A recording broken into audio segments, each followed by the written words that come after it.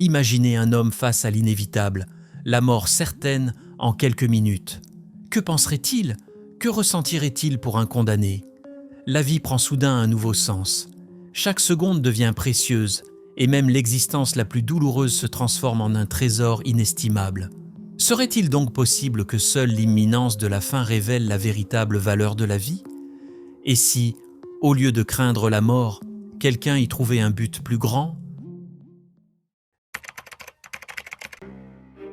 L'année est 1821 à Moscou. Naît alors celui que beaucoup considèrent comme le plus grand écrivain de tous les temps. Fiodor Mikhailovitch Dostoïevski, issu d'une famille de la classe moyenne, il montre très tôt un vif intérêt pour la littérature et la philosophie. Bien qu'il ait entamé des études en ingénierie militaire à Saint-Pétersbourg, sa véritable vocation est l'écriture. En 1846, son premier roman, Les pauvres gens, est publié et salué par la critique, lui assurant une place dans le paysage littéraire russe. Cependant, son destin prend un tournant tragique en 1849. Impliqué dans des activités politiques contre le régime tsariste, il est arrêté et condamné à mort au dernier instant. Sa peine est commuée en plusieurs années de travaux forcés en Sibérie, suivis d'un service militaire. Cette expérience traumatisante marque à jamais sa vision du monde et l'amène à explorer dans son œuvre des thèmes tels que la souffrance, la culpabilité, la rédemption et la foi.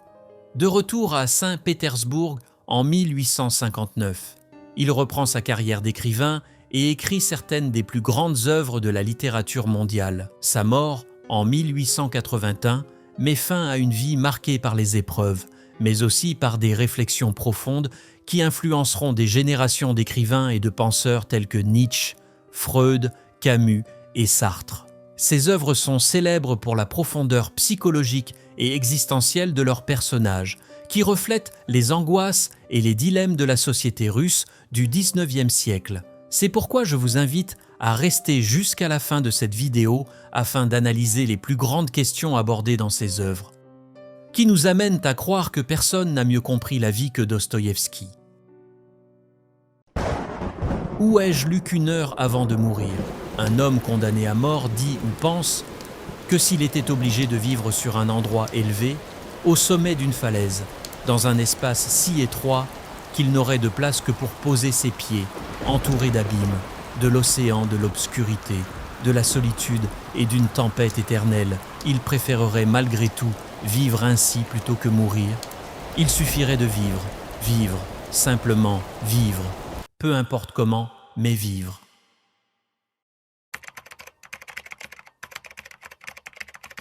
L'un des thèmes centraux de son œuvre est le combat intérieur de l'homme. Les carnets du sous-sol, 1864, illustrent cette inquiétude avec une puissance saisissante. Le protagoniste, un homme sans nom enfermé dans ses propres pensées, rejette les normes sociales et s'enfonce dans une existence solitaire et contradictoire dans un monde où la raison et le progrès sont exaltés. Il remet en question cette logique, affirmant que l'homme n'est pas seulement guidé par la rationalité, mais aussi par des impulsions irrationnelles, des désirs autodestructeurs et un besoin inébranlable d'affirmer son individualité. Cette critique de Dostoïevski à l'égard de la société de son époque résonne encore aujourd'hui. La modernisation a apporté avec elle une valorisation excessive de la science et du progrès. Mais qu'advient-il de l'individu qui ne s'intègre pas à ce modèle? Le protagoniste des carnets du sous-sol s'isole, rejette toute forme d'appartenance et oscille entre une liberté absolue et un profond sentiment d'absurdité. Il n'est pas seulement un homme révolté, mais aussi un être souffrant, incapable de se connecter ni à lui-même ni aux autres. Il est un homme tourmenté, consumé par sa propre haine, qui se punit, se contredit et s'autodétruit. C'est quelqu'un perdu dans sa propre existence, incapable de définir ses désirs, sans direction pour ses actions et sans but clair pour vivre. Dans cette perspective, l'œuvre de Dostoïevski peut être interprétée comme une profonde réflexion sur la crise existentielle de l'homme moderne, confronté à un monde privé de Dieu, de sens, de valeurs et de limites, un monde qui lui accorde une liberté sans précédent, mais qui, en même temps, lui impose une responsabilité écrasante. Ce monde défie l'homme de créer son propre sens, sa propre morale et son propre bonheur.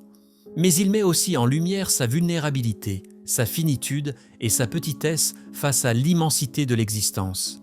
Il lui offre des possibilités infinies, mais lui présente également des dilemmes profonds, des contradictions inévitables et des abîmes insondables.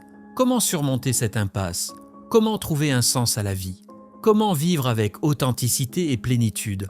Dostoïevski ne fournit pas de réponses toutes faites ou faciles, mais invite à une quête de réflexion, d'exploration et d'expérience. Il nous enseigne que le sens de la vie n'est pas quelque chose de donné, mais quelque chose qui se construit à travers les choix et les actions de chacun.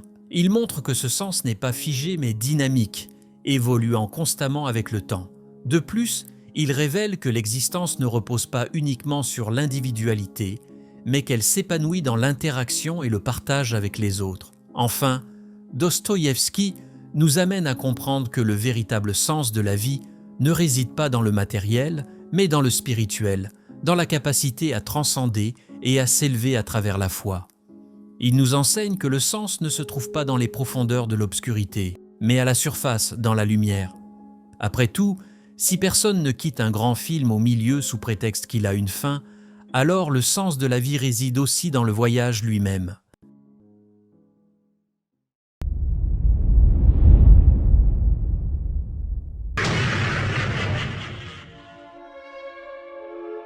Tout homme qui aspire à la liberté suprême doit transcender sa propre existence. Celui qui ose mettre fin à sa vie aura découvert le secret de cette illusion.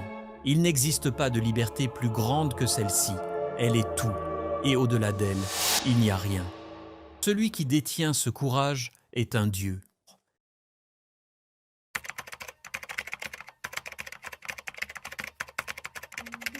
Un autre grand roman, Crime et Châtiment 1866, approfondit encore cette exploration de la nature humaine en racontant l'histoire de Raskolnikov, un jeune homme convaincu d'être au-dessus de la morale ordinaire. Pour prouver sa théorie, il commet un meurtre, persuadé que certains individus extraordinaires ont le droit de transgresser les lois pour atteindre des objectifs supérieurs. Cependant, le poids de la culpabilité et l'angoisse de la persécution le poussent à remettre en question ses propres idées, révélant que, malgré son désir de se placer au-dessus du bien et du mal, il reste soumis aux mêmes tourments que tout autre être humain.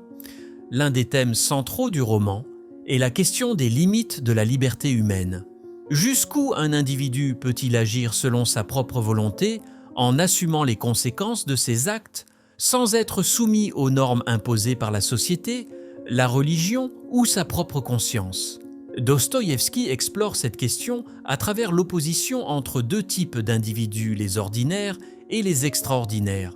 Les individus ordinaires sont ceux qui suivent les règles établies, respectent les lois et les valeurs morales, mènent une existence conventionnelle sans grande ambition, acceptent la réalité sans la remettre en question et ne cherchent ni à changer le monde ni à se transformer eux-mêmes. En revanche, les individus extraordinaires se considèrent au-dessus des lois, dotés d'une vision unique et révolutionnaire, d'une intelligence et d'une volonté hors du commun. Ils s'estiment capables d'accomplir des actes grandioses, même au prix du sacrifice d'autres vies ou de la leur, au nom d'un idéal supérieur. Raskolnikov se reconnaît dans cette seconde catégorie. Il croit avoir une mission particulière qui justifie son crime, lui permettant de s'affranchir des contraintes morales et sociales pour devenir un héros ou un législateur de l'humanité. Il s'inspire de figures historiques comme Napoléon, qui a conquis le pouvoir et gloire par la guerre et la violence, tout en restant admiré et respecté. Cependant, Raskolnikov découvre rapidement que sa théorie ne résiste pas à la réalité. Il est incapable de supporter le poids de son crime et de se libérer de la culpabilité et du remords. Il réalise que sa liberté est illusoire car il est prisonnier de sa propre conscience, qui l'accuse et le torture sans répit. De plus, la société l'observe et le juge incarné par le détective rusé et ironique Porfiri Petrovitch, qui le pousse à affronter la vérité. Ce dilemme le plonge dans un conflit intérieur intense où sa raison se heurte à ses émotions, à son arrogance, à son humilité, son orgueil, à sa compassion. Il oscille entre deux mondes, celui des extraordinaires et celui des ordinaires, représenté par Sonia, une jeune prostituée qui, malgré sa condition, incarne la foi, la bonté et l'espérance. Au milieu de la souffrance et de la misère, Sonia est la seule capable d'atteindre le cœur de Raskolnikov, d'éveiller en lui un sentiment d'amour et de lui montrer le chemin de la rédemption. C'est elle qui le convainc d'avouer son crime et d'accepter sa punition. Elle l'accompagne dans son exil en Sibérie et l'aide à se réconcilier avec Dieu et avec la vie. Ainsi, Dostoïevski nous livre une vision profonde et nuancée de la liberté humaine, qui n'est ni absolue ni arbitraire, mais conditionnée par des facteurs internes et externes. Il ne s'agit pas simplement d'un choix rationnel, mais d'un processus qui implique émotion, valeurs et croyances. La véritable liberté ne réside pas seulement dans la transgression des règles, mais aussi dans la responsabilité, le repentir et la transformation. Crime et châtiment est donc un roman qui nous pousse à réfléchir sur le sens de l'existence humaine, sur le bien et le mal, la justice et la punition, la culpabilité et le pardon, la raison et la foi, l'amour et le salut. On compare souvent la cruauté des hommes à celle des bêtes sauvages, mais c'est une insulte aux bêtes. Les animaux ne sauraient atteindre le degré de raffinement dans la brutalité humaine. Le tigre tue sa proie et la dévore, et cela s'arrête là. Il ne lui viendrait jamais à l'idée de clouer quelqu'un par les oreilles et de le laisser ainsi toute une nuit, même avec une imagination débordante.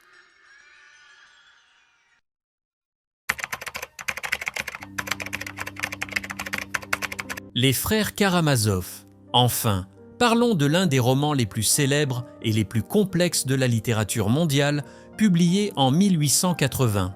Les frères Karamazov racontent l'histoire d'une famille dysfonctionnelle composée du père libertin Fyodor Pavlovitch Karamazov et de ses 4 fils Dimitri, Ivan, Alyosha et Smerdiakov.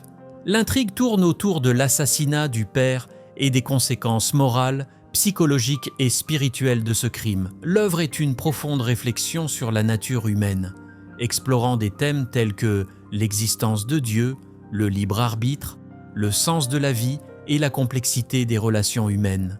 Dostoïevski tisse une narration riche en psychologie, abordant les dilemmes moraux et les contradictions du cœur humain. L'un des thèmes centraux du roman est le combat entre le bien et le mal, qui se manifeste sous diverses formes à travers les personnages et les situations, sans offrir de réponse définitive sur la nature du bien et du mal. Dostoïevski met en scène différentes perspectives qui s'opposent et se complètent. Chaque personnage représente une vision du monde, une façon d'aborder ses notions et une quête de sens et de rédemption. Dimitri, l'aîné, est impulsif et passionné. Impliqué dans des querelles amoureuses et des conflits avec son père, il représente la nature humaine dans sa forme la plus instinctive, guidé par les désirs et les émotions, capable de grande générosité. Il peut aussi faire preuve de violence et de cruauté. Principal suspect du meurtre de son père, il est aussi celui qui souffre le plus de la culpabilité et du remords. Il cherche le pardon et la rédemption à travers l'amour et le sacrifice. Ivan, le frère cadet, est un intellectuel sceptique et rationnel, connu pour ses idées philosophiques. Il incarne la pensée logique et le doute, capable d'analyse profonde et de créativité. Il peut aussi se montrer froid et indifférent. Il nie l'existence de Dieu et défend l'idée que si Dieu n'existe pas, alors tout est permis. Son influence sur Smerdiakov le rend indirectement responsable du meurtre du père. Il cherche la vérité et la justice à travers la réflexion et le débat. Alyosha, le plus jeune, est un moine au cœur pur, en quête d'une vie pieuse et spirituelle. Il incarne la foi et la compassion. Guidé par l'amour et l'humilité, il est capable d'actes de bonté et d'abnégation extrême. Convaincu que l'amour est le seul chemin vers le salut, il tente de réconcilier sa famille et d'empêcher le crime. Il est le plus innocent des frères cherchant la paix et l'harmonie à travers la prière et le pardon. Smerdiakov, le fils illégitime, est un serviteur rusé et manipulateur, vivant en marge de la famille. Il représente le côté le plus sombre de la nature humaine, guidé par la haine et la rancune. Calculateur et cynique, Il rejette toute morale et tout ordre divin, persuadé que tout est permis pour un homme intelligent. Il est l'auteur du meurtre et celui qui en tire le plus grand bénéfice. Il cherche le pouvoir et la vengeance à travers la tromperie et la manipulation. Ces quatre visions du monde s'opposent et se complètent, révélant la complexité et la diversité de l'âme humaine. Dostoïevski ne prend pas parti mais expose leurs forces et leurs faiblesses, leurs lumières et leurs ténèbres, leurs espoirs et leurs désespoirs. Il nous invite à réfléchir sur le bien et le mal et sur les choix que nous faisons face à eux. Il nous montre que ces notions ne sont pas fixes et immuables, mais dynamiques, influencées par le contexte, la perspective et l'intention. Dostoïevski nous révèle que le bien et le mal ne sont pas deux forces séparées et opposées, mais entrelacées et interdépendantes, coexistant en chacun de nous. Il nous enseigne que notre destin ne dépend pas de forces extérieures, mais de nos propres choix et actions. Nous sommes responsables de notre propre chemin. Et voilà, tout le monde, j'espère que vous avez aimé cette plongée dans l'univers de Dostoïevski. Si la vidéo vous a plu, laissez un like, abonnez-vous à la chaîne et partagez avec ceux qui aiment la littérature. Dites-moi en commentaire, quel est votre livre préféré de Dostoïevski? Il y a tellement d'œuvres incroyables dont je n'ai même pas eu le temps de parler ici, comme L'Adolescent, Les Démons ou Les Nuits Blanches, mais je vous encourage à explorer encore plus la littérature russe. Merci d'avoir regardé et à la prochaine.